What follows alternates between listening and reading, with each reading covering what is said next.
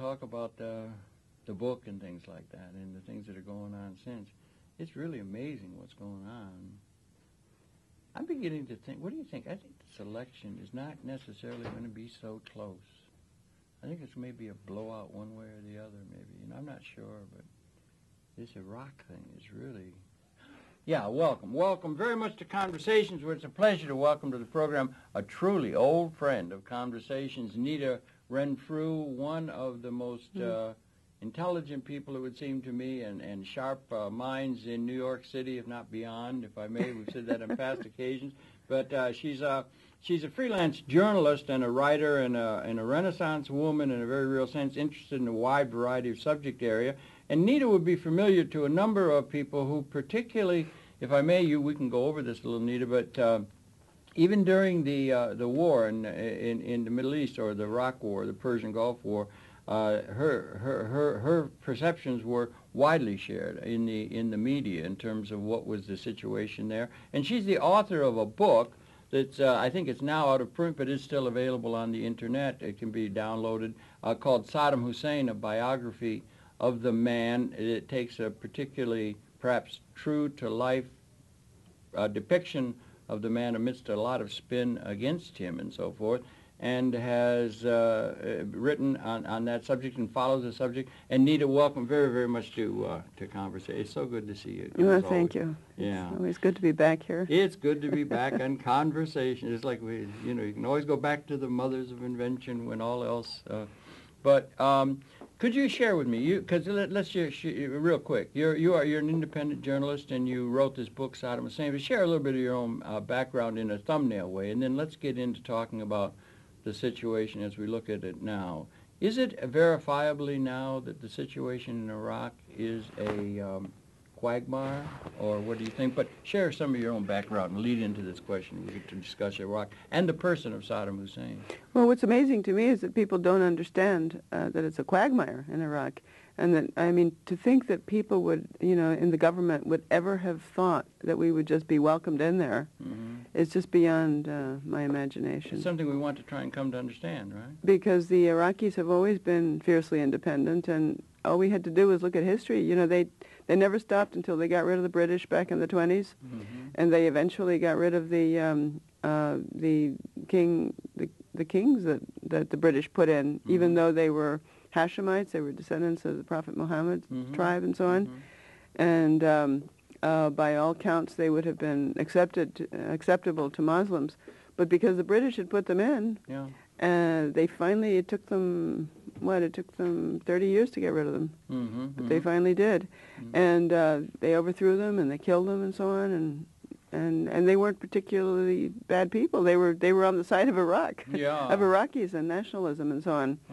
So, but in the 40s, during World War II, the British, the Iraqis never forgave the monarchy there for siding with the British and the Suez Canal thing and so on. So that came afterwards. But for siding with them there was an uprising there. And the monarchy sided with the British, and they got rid of the monarchy. Yeah, it's worth noting that certainly since the Second World War, the whole zeitgeist was a bringing back of the European powers from colonial sway that they'd had over the planet for hundreds of years, maybe beginning with Columbus or something. And the whole movement and the whole raison d'etre of the formation of the United Nations was to recognize the fact that there are these people who are finding their independence and freedom from colonialism, which had been, part of the, as we say, the zeitgeist and so forth. And so why would people think that a pattern that is going to be following upon the colonial pattern that had been so dominant with European domination of the world? It's a little bit hard to understand how people could have thought that or where it comes from. I guess it's part of this neocon coalition, the Vulcans as they're called now, that seem to have been setting the policy since Mr. Bush's administration. But it's something really worth understanding in a not only in a political sense, in terms of our election coming up and so forth, but just in terms of the evolution of the planet, no? Well, that's the problem. Of course, yesterday was the Fallujah incident that we were just talking about, where they dragged these Americans to the street and dismembered them, which is reminiscent of what happened in Somalia. But of course, in Somalia, we pulled out after they dragged our soldiers through the streets under, what was it, Bush 1? And Bush the first. And so it'll be interesting to see what happens now. Of course, the media has refrained from showing a lot of the footage of that because our government is worried that people will react the way they did over Somalia. So if Americans Lebanon. Don't see that, But Reagan pulled out of Lebanon with. But I mean the dragging the people through the streets. Oh, I see. Yeah, right. So they don't want to create opposition to the war. But it'd be interesting to see whether Americans do react to this now. Yeah, it's interesting because if you're taking that longer term perspective on the colonialism, we did have, let's say, coming into the 20th century, we had the Philippines, we had Cuba, we had, remember, the Maine and this kind of thing. But by and large, the United States had not been. They had the Monroe Doctrine sway, maybe a sort of neo-colonial pattern of economic domination and so forth in Latin America. But they hadn't been such a strong force on the ground in the way the British or the French or even the Russians had been. So we had a pretty clean slate as far as the world was concerned in terms of this anti-colonial. When did we have a clean slate? Relatively clean. When? Coming into the 20th century. We hadn't been a colonial coming power. Into, okay. Yeah, you see, we had, and and then coming out of the Second World War, I don't think there was the animosity directed at the United States in this colonial attitude that there had been, let's say, the Raj in Britain or in India or Africa and so forth, right? And maybe we're squandering that good opportunity we might have had to deal with the world in a more equitable and appropriate pattern. We squandered it 50 years ago. You think so, yeah? By supporting Israel in the Middle East. You think that, Oh, yeah, definitely. Yeah. Because, Israel was really viewed by the Arabs as, European occupation. Because it was largely the result of the Ashkenazi. It was European Jews who came there. So they really viewed it with the support of Britain and so on. So they viewed it as a colonial occupation, a European colonial occupation of their land. And displacement of their people by this occupation of Europeans. And the U.S., Truman at the time in '48 was one of the first to recognize Israel, and we became a big champion of Israel. Yeah, and they have been. Yeah, and they are. And that's a very firm ally that the United States has been supporting. Yeah. So we're really identified with the Israeli occupation over there. In the minds of Arabs. And rightly so. Oh, okay. That's something that people and that may be important because there's the Vulcans, as they're called. The neocons who have particularly come into power now with the Bush administration. You got Mr. Wolfowitz and Richard Pearl, and you've got these people, Cheney, Rumsfeld, Condoleezza Rice, and part of that neocon coalition was, it seems to me, maybe you can set me straight, was Sharon and the Likud, and it goes back to, it was a Likudnik kind of because through in strength Israel, kind of attitude toward the world that was being manifest by the Likudnik. The Israelis, the Labor Party and the Likud and the so on have always played good cop, bad cop, because we have to remember that it was people like Shimon Peres and so on who was in charge of the whole occupation of the West Bank when they did such terrible things. And he was in charge of the nuclear weapons program and so on. So, I mean, it's really not... I mean, I was there at the time that Golda Meir was the prime minister. And, I mean, their treatment of the Palestinians was terrible. At that time, you thought it was, yeah? And it was the Labor Party, and, I mean, Arabs weren't even allowed to belong to the unions. So how can you have a Labor Party where only people of one ethnic background can belong? I mean, that's racism in the broader sense of the word. Then if we, okay, that's right. You got that focus there, and that's undoubtedly part of. So that's all identified with the United States. People like Bernard Lewis and or I don't know, some of the other writers. Even it would seem to me some of Tom Friedman's stuff in the Times and that, who have this idea that the only thing the Arabs understand in certain things is force. Well, that's power. the way the You've Arabs. got to, you've that's got what to, the Arabs feel about the Jews. That the only thing they understand is force. And the You see Israelis. so that dynamic has been there throughout a lot of human history. But then we had, on the other hand, if we could, maybe which brings to mind the you know, Okay. the dragging those people through the street yesterday. in I mean, Fallujah. I'm sure those the Iraqis who did that were thinking the only thing the Americans understand is if we drag their soldiers through the street. Yeah. You know, they're not going to. We can't reason with them, so we have to do this. Yeah.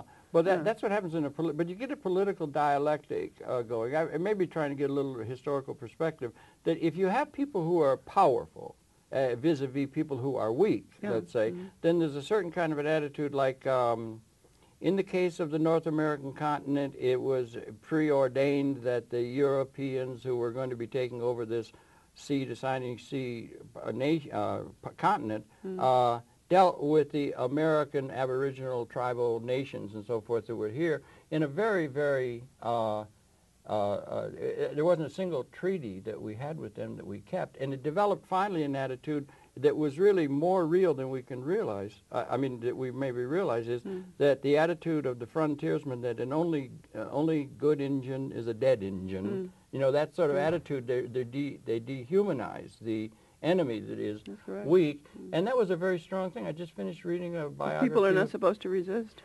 Well, and then if they do, then they say the only thing you have to do is beat them. And there's been a great deal of that in terms of the colonial experience. The mutiny in India in 1857, there was that kind of a thing, and the idea that they will understand, we will superimpose. I guess Cortez and you know, that kind of thing has been part of that. Or I just finished reading the book again of Cecil Rhodes, and the racism that was characteristic of the 19th century was incredible. It became being the white man's burden. We are civilized. You know, this kind of an attitude has informed that often, so that the idea of you're going to work in a dialogue kind of way with people gives way when there's resistance to that to let's just beat them into shape. And it's like you say, tough cop or right-wing notion of peace through strength is a term, that we will overwhelm them, then they will succumb and to our will. That kind of thing has been part of the colonial attitude. And it's for their own good, too. And it's for their own good because then we're going to bring them a some better society, and we're going to bring them democracy and so on, which of course is never true. All right, and then it never is true, No. right? Where have we done that? Well, okay, well, throughout history, if I'm not mistaken, in international law, one of the first things that has to be recognized in international law is the right to conquest. Because if you There is no more right to conquest in international law. I think there is. Well, okay. The Geneva Conventions and so on did away with all that. Yeah, maybe in theory, but there was no... in legally. But there's a thing called realpolitik, and there's a thing called Yeah, but that's not the law. Okay, but the reality is, as much as we may think that the European influence of this North American continent called the United States of America, all of the people who are here are not going to go back to Europe. It's established fact that the United States is here as a new political entity. That's a reality. Yeah, but we didn't come from Europe. Our ancestors did. Our ancestors did. So why should we go back to Europe? I'm thinking of it historically, that it was a conquest. Why should I go? I mean, I didn't come from Europe. Yeah, you don't understand what I'm saying. But right? the Israelis, I mean, a lot of the Israelis there actually came from Europe. I mean, they weren't born in Israel. You see, so that's a whole different kettle of fish. No, they had a historical claim that they would draw upon. No, come on, that's 2,000 years ago. That's bullshit. No, but what I'm saying is there's no denying the fact the United States of America is here, and we did it by overcoming and conquering the Indian nations. Definitely. And that's a reality. It may not be pleasing to the idea that it's not just and so forth, but it's a reality. So that's realpolitik or a reality kind of thing. But it's sort of, in a sense, backfired. I wonder if on another vein, because we've got this situation in Iraq, which all the world is focused on now, and the popularity of the United States is absolutely plummeting to near zero all over the world now. Apparently, it's but you see, I grew up in Mexico in the 50s and 60s, and I mean, when I hear plummeting, I mean, children used to throw rocks at me because I was an American. So I don't know what they've been hating us for 50 years around the world because of what we've been doing, pushing people around in those countries. Mexicans hated Americans when I was growing up. Well, when I was ashamed to be an American. Oh, really? Yeah. Well, I went through. Okay, perhaps so. Perhaps you're right. There's that Yankee go home kind of thing, and there was that.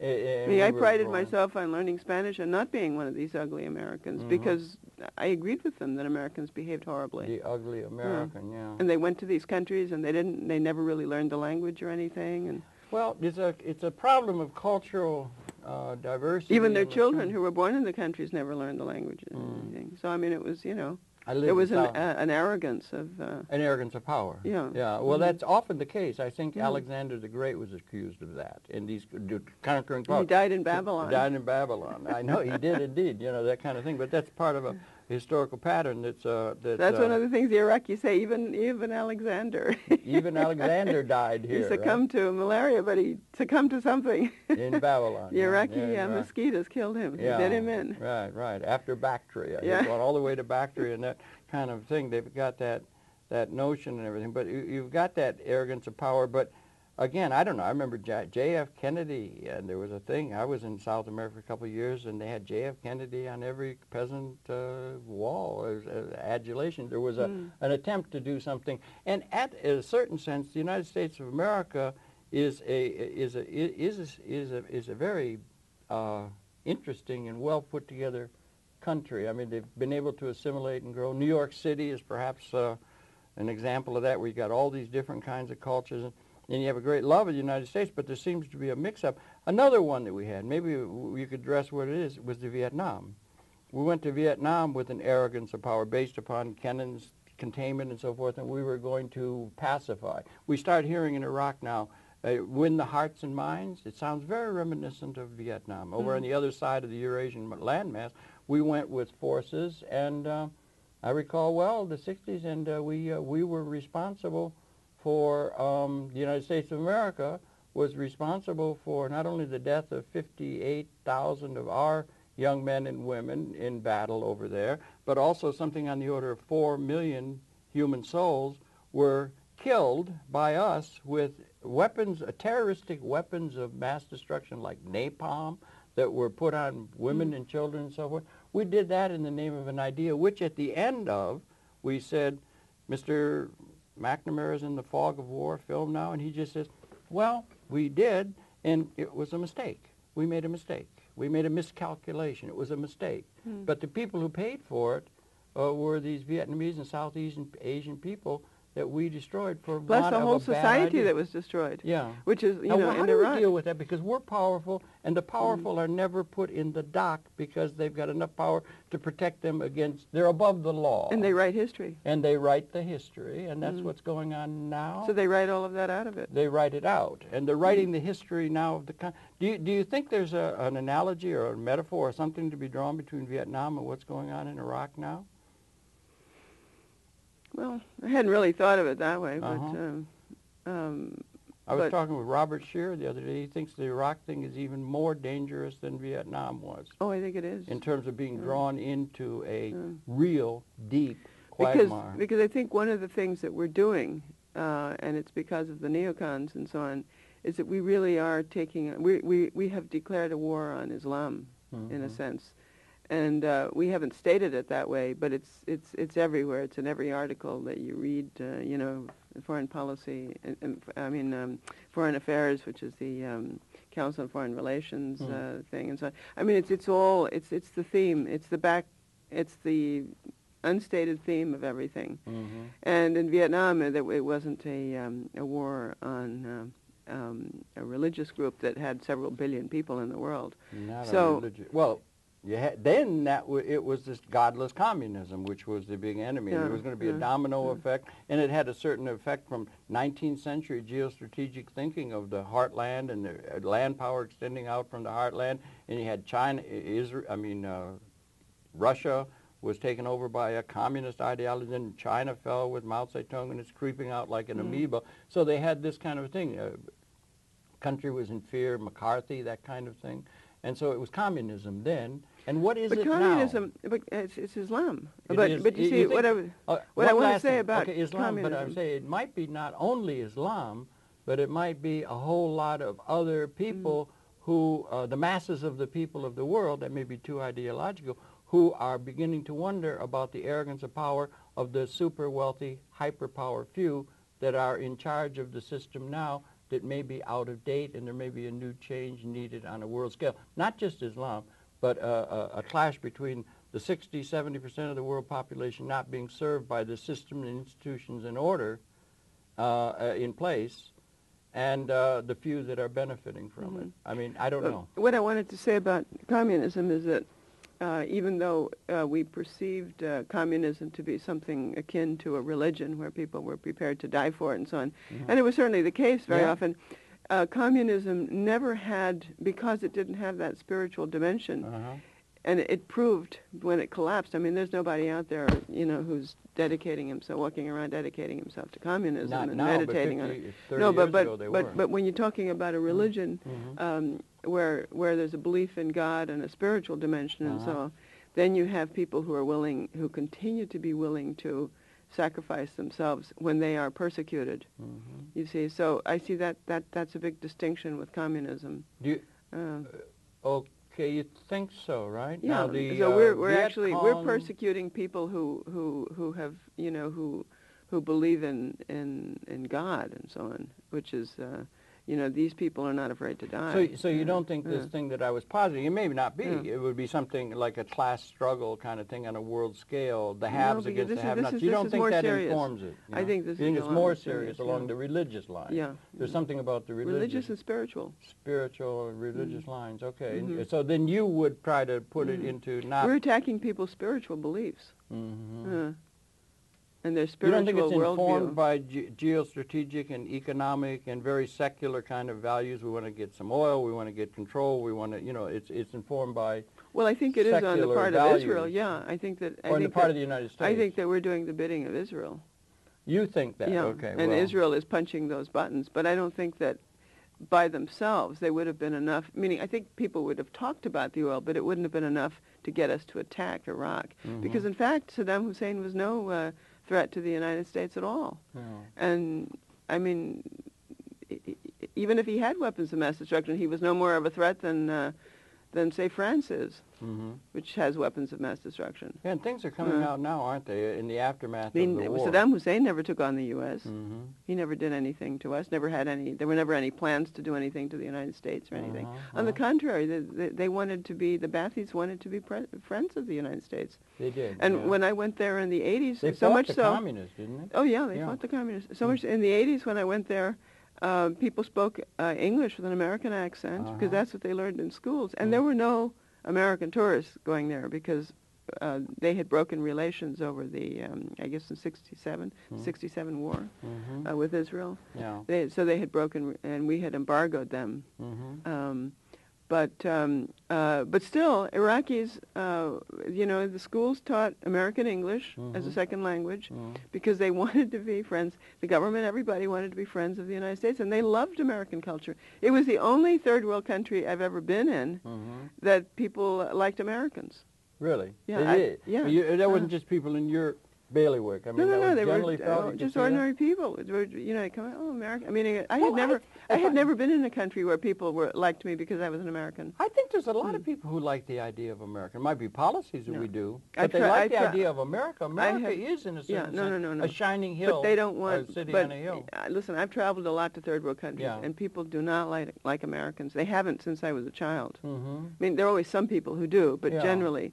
But in Iraq, everybody liked Americans. There was no animosity. Well, why do you think it was in Iraq that they did in other third world countries they didn't? I mean, what was because because we hadn't been there were no American presence there, so they didn't really know us. That's the reason. Oh, when they get to know us, they really hate us. Is that your? I mean, there were no American tourists there, so they were looking at us as something abstract. The American dream, American television, American. It's like something desirable, but they had never had the big boot of the American, the jackboot of the Americans on their necks. Yeah, jackboot's a strong term, isn't it? You know the way it is. Well, we've got a military presence in something like 130 countries now, all around the world. It's like something Rome has never seen. But at the same time, I don't want to get away from the idea, because America is, damn it, Walt Whitman, isn't it? America, no, it isn't. No, anymore. America America is gone. I don't want to think that. I walk around New York. I'm afraid it's gone. Don't you? I love this country. I love this city. I think it's just a great place in lots of ways. And when I think about it, I mean, that's a true thing. I think a lot of people want to come here. there's great opportunity. People have come through in waves and been able to build up a good life. Well, a lot of people want to come here because, like Afghanis want to come here. They hate Americans, but they say, you've destroyed our country, so we have no option, so we want to go there. Okay, but the thing is, I want to get back to this thing. I don't know. I would just put in a good word for some of the best of what the American, because we got a lot of things good about this country that. Well, I don't see anybody doing anything, particularly good. Meaning, if we were so good, we'd be standing up to this war, for one. Well, I think we maybe are. No, we're not. You don't think we're going We wouldn't have allowed it to happen. Well, why don't we, maybe the person, because we've had an all-out propaganda attack put against this fellow Saddam Hussein. We were attacked by these, Osama bin Laden and company, Al-Qaeda or whatever, whoever was involved with that thing in 9/11, and then they transferred the hatred and so forth over to Saddam Hussein. Do you think Saddam Hussein's gotten a bad rap? I do, yeah. You do. Now, that's not a small matter because they just comes trippingly off the tongue that he was a monster worse than anything they tried to equate it with Osama, or some people tried to say Hitler, or he was a terrible person. It's a good thing. Everybody's going to be happy to be freed from the boot of his control. But you said one time on a program we did previously that he, in your view, like in the United States of America, we had, let's say, Reagan. And there were people who absolutely loved Reagan, and then there were a whole lot of people who thought he was terrible. And then the same with Clinton. Clinton as well. You see, or Clinton now we well. got Bush. And it was the other people. But in the case of Iraq, that his popularity, you said, was maybe something like on the order in general, real terms. It was on the order of Clinton or Ronald Reagan or Reagan or something like that. So that puts it into a context of. They say he was just a dictator, and we were listening to, I don't know, Chalabi, whoever it is, who were telling us who were the people who were out and were against that, and we bought into an idea that he was this terrible tyrant. He was, in a way. There were a lot of lives lost. There was a lot of violence used and so forth. Well, look at what happened under Abraham Lincoln in this country. Abraham Lincoln in the United States, yeah? I mean, he's considered a great statesman and a great hero in this country because he held the Union together. He wasn't thought a great statesman in Virginia or no, that's what I'm Georgia. saying. But he is generally today. Yeah. Meaning in our history books and so on. Meaning Lincoln is one of our great heroes because he held the Union together. He held the, and do you think that? But at the time, the whole Hussein, South hated him. Yeah, absolutely. And they would have been. There was a guy named John Wilkes Booth and so forth, and there was a great hatred, and there were alliances and that. But you could make it that there was a war fought. There was a civil war. There was a war fought and civil war. You had 600,000 people killed. There were a lot of people whose lives and families were killed in that war. And they only had muskets. And they had muskets, and they hated the man at the time. So if you'd listened to them, then you would have seen this Abraham Lincoln-esque figure that you're talking about. If Abraham Lincoln had lost that war, he would be vilified. He would be vilified. He would be looked upon as something that to be ashamed of. So you think that? So it's the winners who write history. Yeah, it is the winners who write history always. It's always been that way. But you're trying to make a comparison between Abraham Lincoln and Saddam Hussein. Now, meaning I wouldn't compare them generally, but I mean I think that on that count, yes. Because he kept the nation together of Iraq, a divided well, that's only one nation. of the things he did. But what are some of the other? Was it not you told me that under his reign, you were there, you found he was a secularly oriented, women's rights, believed in separation of religion and state. Yeah, a big champion of women's rights. A big I just saw there was a piece on the news the other day where there were right-wing people talking, and they were very, very upset because our Senator Hillary Clinton had given a speech where she made the point that under Saddam Hussein, women were in a better position than they are now. That he had been advancing women's rights and that sort of. So in a certain sense, Mr. Friedman will say, we want a secular, modernizing, recognizing women's rights. But that's what regime. They had. That's what they had under Saddam Hussein. Yeah. Is that what you make that point? Okay, that's a kind of a large point that doesn't comport with what the image that has been made of the man. That Plus, he was spreading the wealth equitably in the country, that's also a fact. Yes, there was no corruption in Iraq. There was not. What is the source of the Mr. Wolfowitz and these people who say he was a terrible dictator, killed massive numbers, hundreds of them? Were a lot of those massive deaths, mass burials and so forth, were they in some way, in your view? Nobody's perfect. There are always going to be warts on any political leader and so forth, but that some of those mass things were tied up within the context of what is called war. Like we had these great losses in our Civil War. It was a horror. It was a horror, but it was a war thing fought. Were some of the mass killings, or whatever you'd want to call it, They said after the Persian Gulf War that he put down the Kurds and the Shiites very, very ruthlessly and so forth. Was that within a context that could be understood as within a context of civil war that those things acquired? Or was it a routine system and they will say he was a torturer and this kind of thing? How do you address those kind of charges that are so cavalierly addressed at him and that now we've got him in the dock as one of the great horror figures of the 20th century? Well, it was within the history. Context of these, warring groups that had been warring with each other for thousands of years. Where the Civil War was only something just recent. But over there, this had been going on for thousands of years, so it was even more difficult. I think you need to look at people like Tito of Yugoslavia. I remember when I was, back in the 50s and so on, he was always referred to as a ruthless communist dictator. Yeah. In our papers and so on. And then, I don't know, for some reason we started looking at him as a statesman that kept Yugoslavia together. And that's the way he's thought of today. He's thought of as somebody who, even though he was a communist, he wasn't a card-carrying communist, as they would say. He stood aside. He stood aside, and he became the leader of the non-aligned movement and so on. Yes, that's right. And wasn't Saddam Hussein? Saddam Hussein he would have been the next chairman of the non-aligned movement if the Iran-Iraq war hadn't broken out in 81? Yeah. 1980, 81. And horrible. So, and then you look at Ataturk, too, who modernized Turkey. Both of these men were ruthless with the opposition to their governments. Because you have to understand this was an armed opposition. It wasn't just a bunch of people who go out and have rallies and vote and everything. Yeah. These are people who, don't recognize, when they don't recognize the outcome of an election, they go on, they try to do military coups and armed uprisings and so on, and sabotage, assassination attempts and so on within the country, which is something that we've never seen in this country.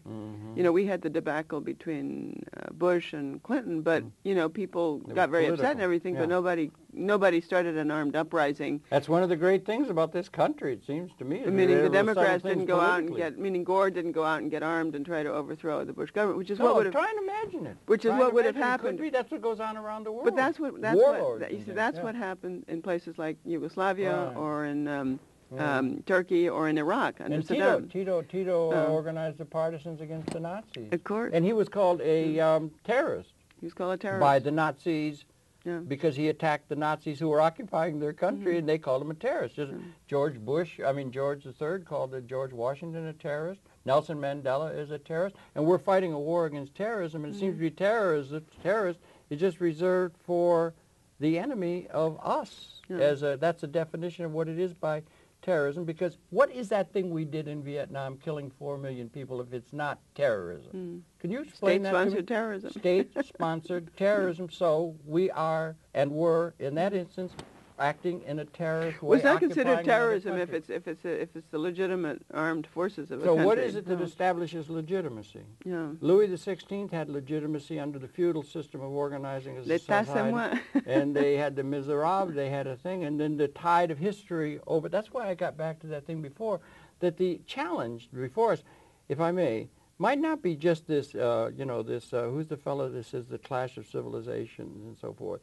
But it might not be just an Islam-Christian or a crusade or Judo-Christian Islam thing which is there, but it might be a much larger thing where the tides of technology and the tides of development are calling into question the institutions by which the global system operates. We have the International Monetary Fund, we have the World Bank, we have World Trade Organization, and they claim to be legitimate.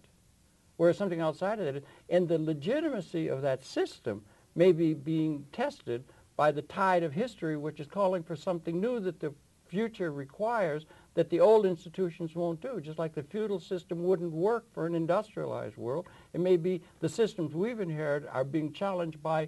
I'm not so sure you can cavalierly dismiss the idea that it is class, that it is, you've got a few plutocratic people in every country around the world who own the assets and control the system and so forth, and the masses of the people are being left behind. It may be that there's a larger challenge historically than just this clash of civilizations, large as that is. Well, do you understand what I'm saying? That one of the things that, you brought up the fact that Saddam would have been the next chairman of the non-aligned movement. Yeah. And that didn't happen because the war with Iran broke out in 81. I think it was either, must have been 82 that they were going to have the summit. It's every 2 years, the non-aligned movement. Yeah. Or maybe 81. I'm not, I can't get the dates straight. I know, it's hard. To but anyway, Saddam had, they had built up Baghdad and so on. It was amazing what they did. Getting ready for the non-aligned summit. And, of course, Saddam had been to Havana because the previous non-aligned movement had been in Havana. I believe Fidel Castro was the chairman, and that was in 79, 80, 81. So 81 would have been the non-aligned movement in Baghdad. So Saddam he had already, when he was elected chairman, he had already put forth what his agenda would be as chairman of the non-aligned movement. And it's very interesting to go over that because it will explain why we wanted to demonize Saddam Hussein in 81. Even as far back and why the war with Iran broke out. Please do explain that.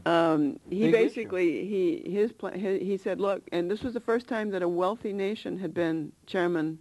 A wealthy oil nation had been chairman of the non-aligned movement. It was usually poor countries. Iraq was about to be declared a first world nation? Iraq was about to be declared a first world nation. They were really developing on the level along of Europe. the lines that Tom Friedman said they should by the United Nations, yes. Yeah, okay, yeah. And Saddam said, so this was the first time they would have had a chairman who could put his the oil money behind his programs. And with some sizable population also. And with a sizable population also.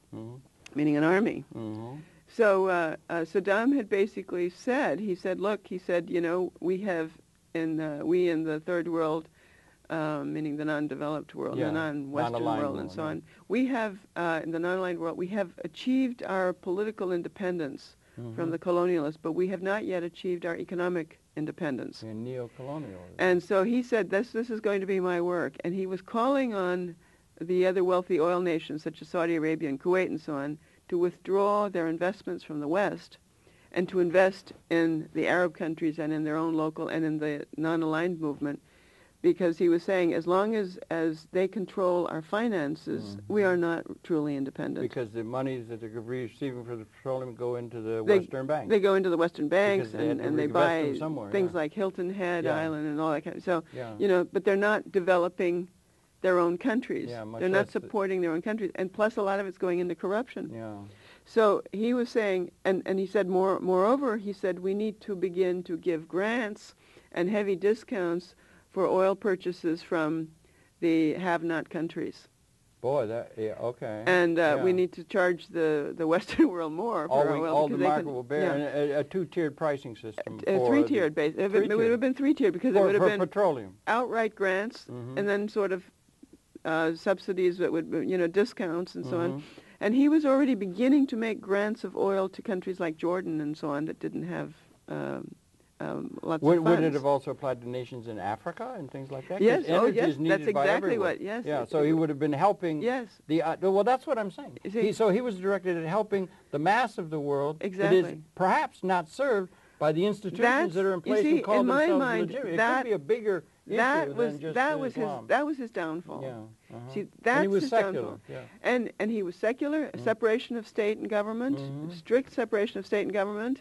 Church and government. Well, it's not a church. Islam is not a church. Religion and government. Religion and government. Organized religion. And great champion of women's rights. I mean, I have never been in a country where I felt less. I mean, I felt less discriminated against as a woman. You've been in a lot of countries. Yes. Yeah, right. I mean, I was including the United States. Including the United States, including Europe. Yes. You do? You do as a woman? You still think I was there as a reporter, and it's the only place I've ever been where I felt that I was taken seriously on a par with any man. Now, do you think that's just because of the people you hung out with? I mean, particularly enlightened intellectuals. Well, I've been to a lot of countries, and I never felt that in any other country. I don't feel that in Washington. That's really I don't feel it when I go down to Wall Street. I mean, there's always sort of a bias of, well, it's a woman, so you don't take her quite as seriously. You might make kind of jokes and so on that you wouldn't make, and over there, not at all. And women meaning at all levels. Like people in the street that I just went up and talked to, and so on, because I really wanted to see what it was a cultural thing. Yeah, okay. Meaning it was a cultural thing. And because they it were in wasn't the just government, the women? Oh, yes. Yeah. I would say Why, that up to mid-level, mid-level, half of the positions, professional positions in the government were occupied by women. I'll be darned. Yeah, okay. Unlike at the time in this country. Meaning we have more now, but back in the 80s. So maybe that he was progressive. He's very progressive. He was in that progressive. sense, yeah. Now, why is it that he was not? And you say that he was making these overtures to have this pricing system that was directed at trying to help the masses of the world in a direct way? Is that what you're saying? That's correct. Outside of the model that the West is trying to impose on the in a neo-colonial model that the West was trying to impose and continues to try and impose upon the world in order to force people to fit into their paradigm? Correct. So he was a challenge to that, a large-scale He was a challenge to that. He was challenged to the oil companies. He was challenged to everybody because of what he was doing. He was a challenge to the established legitimacy of the system that was in place, like Louis XVI was challenged by the French Revolution makers. Exactly. Okay, you see that. He was the French Revolution, and we were Louis XVI, the West. Now, what are the people who have... Or Louis XIV. He has been so roundly condemned now, but that's interesting. He had that in the... I didn't mean to take you off the track of that 1981 situation where he was going to be the host to the non-aligned nations and so forth. With this progressive plan that was in... He was supported by the United States, worked closely with the CIA. Donald Rumsfeld went over and shook his hand and that kind of thing.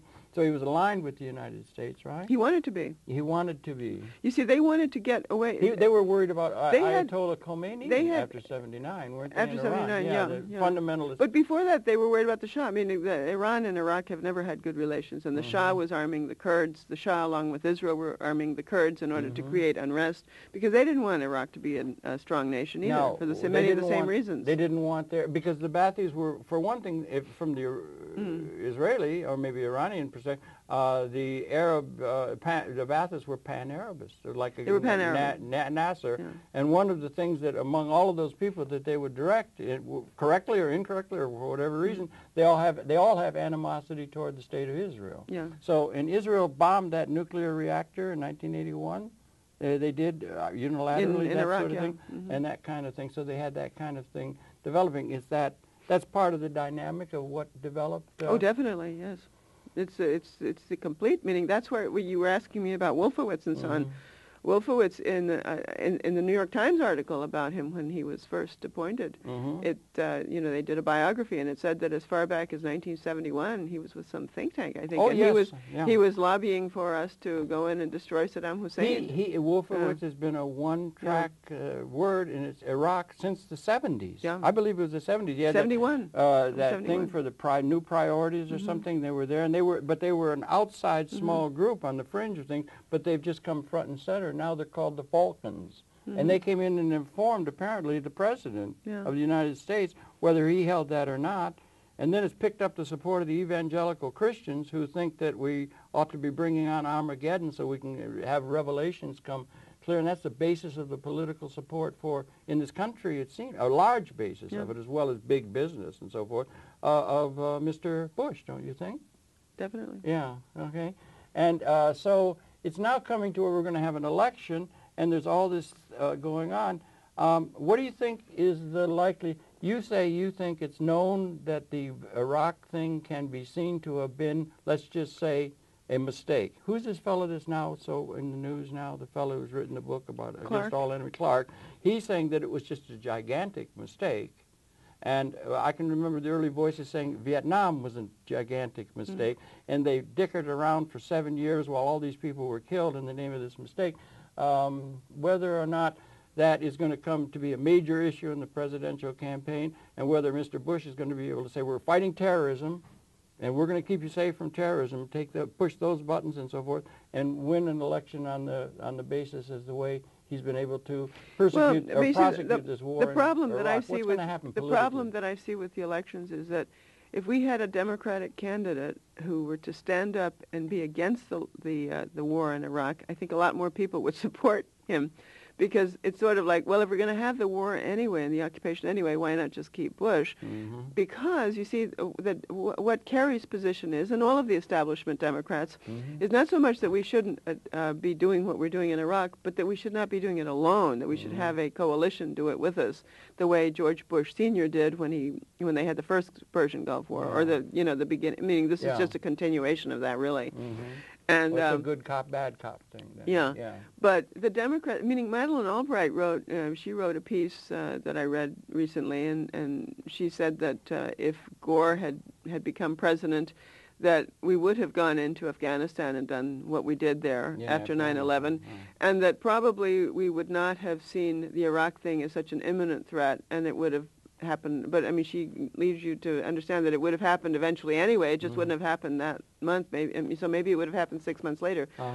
But I think it would have happened at the same time, because once they were in, they would have been subject to the same pressures by the neocons and so on that the Republicans are. Well, we had people who were supporting we had people who were supporting the Vietnam War. And even the reporters and the press and everything was in favor of it. And both parties were supporting it. They were both supporting it. They didn't. But then the movement began to develop. Now, is the movement going to be able to develop around this? Is what we're saying, and maybe there will be. Because people are probably waiting to see if this thing becomes a real quagmire. We have Fallujah every day. And it starts getting on the thing like it did. Remember those body bags coming back from Vietnam? But of course, you see, they have a lot more control over the media now than they did then. You think so? There were only three media networks then. They haven't shown any coffins coming back draped with... Not yet. No, they haven't done it because the White House sent out a directive to all of the networks to not do it. So they haven't done it deliberately because the White House told them not to. You know, and it's like, you know... things are coming out on the Internet. We have, we didn't have Homeland Security then. And, we didn't, and it's like, when you watch the news on all these cable networks, below it always has alert, high alert, this and that, the other. And nobody pays much attention to it, whatever the orange alert is. But, of course, you see, what people don't understand is that we should be objecting to that because when you're on high alert... It's a step towards there go the civil liberties because you see the government can argue that the civil liberties don't apply, so therefore search warrants don't apply, all kinds of things. That's happening now. Which is what's happening now. And there's legislation being introduced now, if I understand.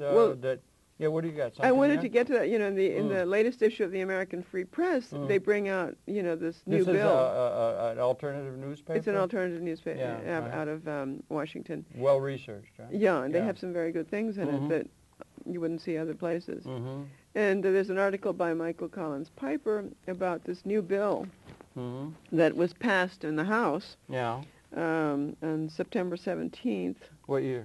2003, the House Subcommittee on Select Education unanimously approved H.R. 3077, the International Studies in Higher Education Act. And then it was passed by the full House on October the 21st. The chief sponsor of the legislation was Representative Peter Hoekstra, a conservative Republican from Michigan.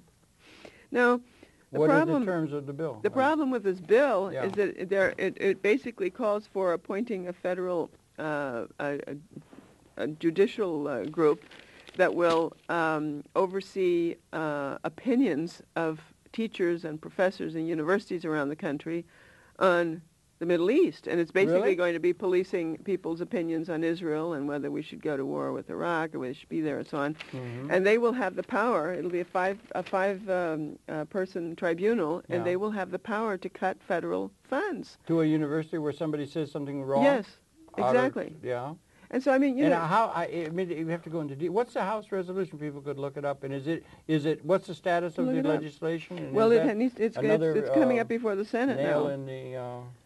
But it brings out, for instance, the Republican House members who originally joined Hoekstra in co-sponsoring this legislation.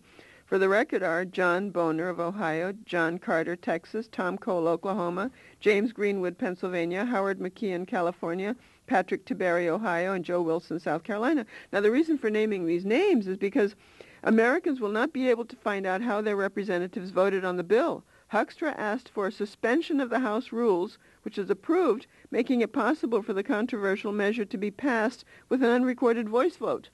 See, when it's a voice vote, there's no record of who voted for what. Okay, and it's going to be established. Is this in effect now? I mean, what is it? Well, is this it comes up before the Senate. Patriot Act it's 2? just part of that thing. Yeah. Is it going to pass? Does it say? Is it going to pass, or is it just the they're proposition arguing, by somebody who's way out on the fringe and so forth? It's not going to get passed. No, the it's going to pass. They're arguing that it's anti-Americanism. Yeah, anti-American. They're against. It's anti-American to criticize Israel or to criticize, and people are already saying it's a new McCarthyism. Yeah. Okay. So and it's focusing on, you say, on the Iraq question too, whether or not you take opposition to what our occupation in Iraq as being a force. And it's getting back to that idea that promoted by the neocons, the same people who support Israel. The Balkans, as they're called, right? Yeah. Yeah. But, it brings out, leading the push for Senate approval of the bill are the Anti-Defamation League, the ADL of B'nai B'rith, run by Abe Foxman, the American Jewish Congress, and the American Jewish Committee. The Jewish Committee as well. Yes. That's very main line. Of course. Yeah. So you see, I mean, it's like, but then they quote, Lisa Anderson of the Columbia University School of International and Public Affairs said in response that this plan is not about diversity or even about the truth, because they're saying that it's about diversity. They're promoting the bill. Oh, they're saying because the professorship is so anti-American, anti-occupation, that they need to introduce diversity. Anti-Zionist. Well, that's what they're saying. That there's too much criticism of Israel. Too much and they were going to try and it's coming in, right? And then they would call it anti-Semitism, right? Yeah, exactly. Yeah. And so this is directed at trying to codify that attitude in terms of the government of that. Yeah. It's being supported by the right-wing neocon Republicans, right? Exactly. Do you think there's going to be a build-up on that issue of that's very dangerous. There's a whole series of things that are eroding civil liberties in the name of fighting. And Daniel Pipes is one of the main people behind it. Yeah, a lot of people like Daniel Pipes. He's a right-wing writer on these issues. And he says he claims they're fighting anti-Americanism. Yeah. Oh, they're fighting the anti-Americanism. As it is being taught on college campuses. Yeah, that's right. The campuses are getting to be... remember Vietnam? It was on the campuses where the anti-Vietnam... And you were called anti-American if you were against the American intervention, dropping the napalm on the kids. Here, Juan Cole of the History News Network responds by saying that the claim of anti-Americanism is intellectually dishonest.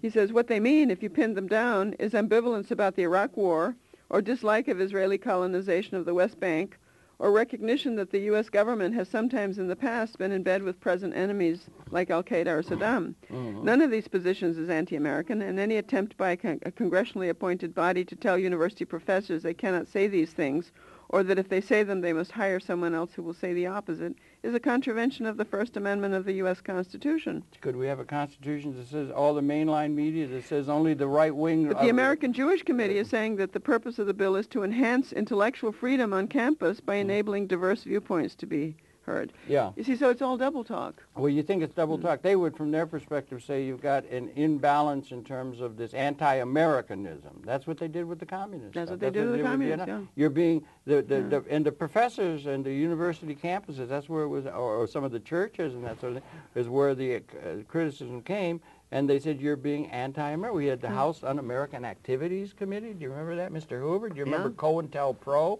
They put all kinds of things on, and particularly after Mr. King said that he was against the Vietnam War. Yeah.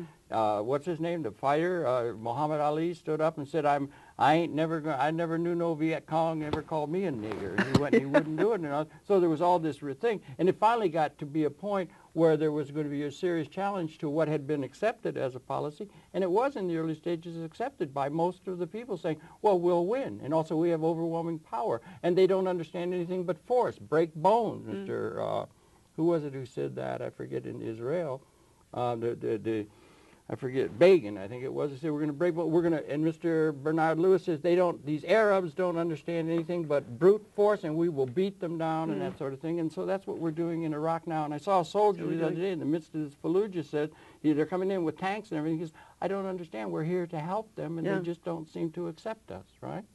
So the problem is, in a certain sense, that I think there may be a critique coming by the people of the world, that may be too widely seen, of the arrogance of power of those who have power. As seen by the recent election in Spain is point in case. Yeah. And then, some of our senators and people and so on called the Spaniards, what do they call them?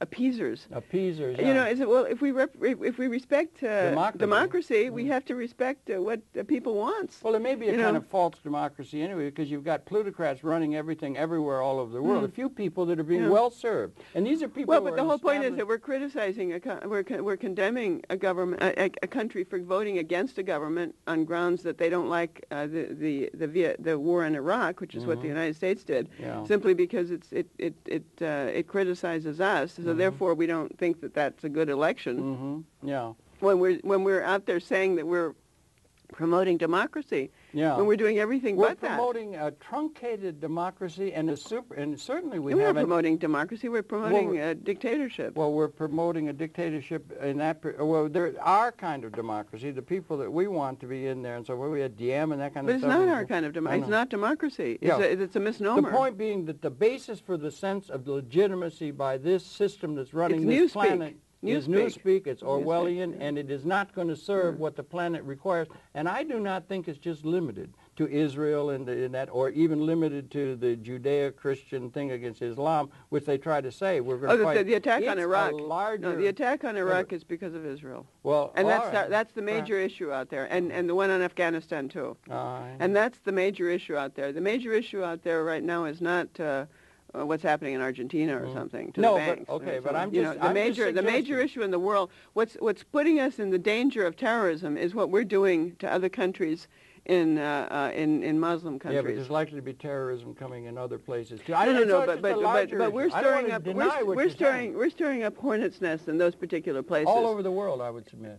No, not the way we're doing. We're not doing the same thing all over the world that we're doing in Iraq and Afghanistan. Well, I would suggest that the basis by which the planet is operating, the legitimacy not of on the that system. scale. Not on that scale. Well, I'm just saying to look ahead a little bit, and that I think it might be. Oh, we may in the future, but we're not right now. But that future is very okay, close. but the issue is right now. It's what we're doing right now. We don't have to look to the future. We have to look to right now. What we're doing. All right. Look at Fallujah yesterday, dismembering Americans in the streets. And that's likely to happen more and more, and it'll be like West Bank all over the Middle East or something like that. Well, listen. One of the things is we haven't got enough time to talk. There's too much to talk about. But I do think that we ought to keep an opening in our mind that it's a larger issue in terms of the whole planet needing a new system that they've not yet understood yet. And it's our fault for not having a system appropriate to the future. That's a larger intellectual issue. But Nita, thanks.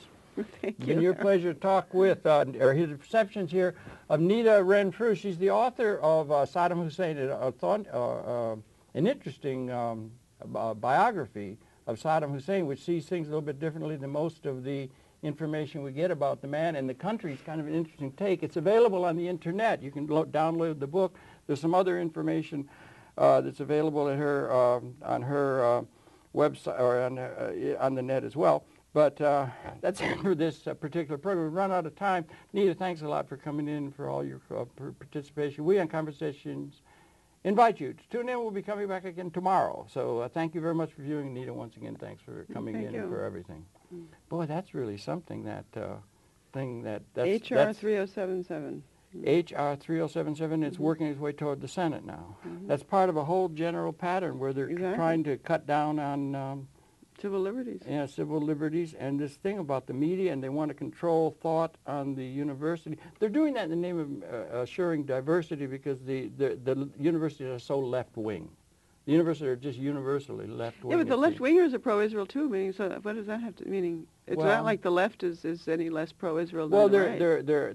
They're in opposition to the United States of America and our mission in the world, and they think that mission. Meaning the left-wing, a lot of the left-wing supports the war on Iraq too. Yeah.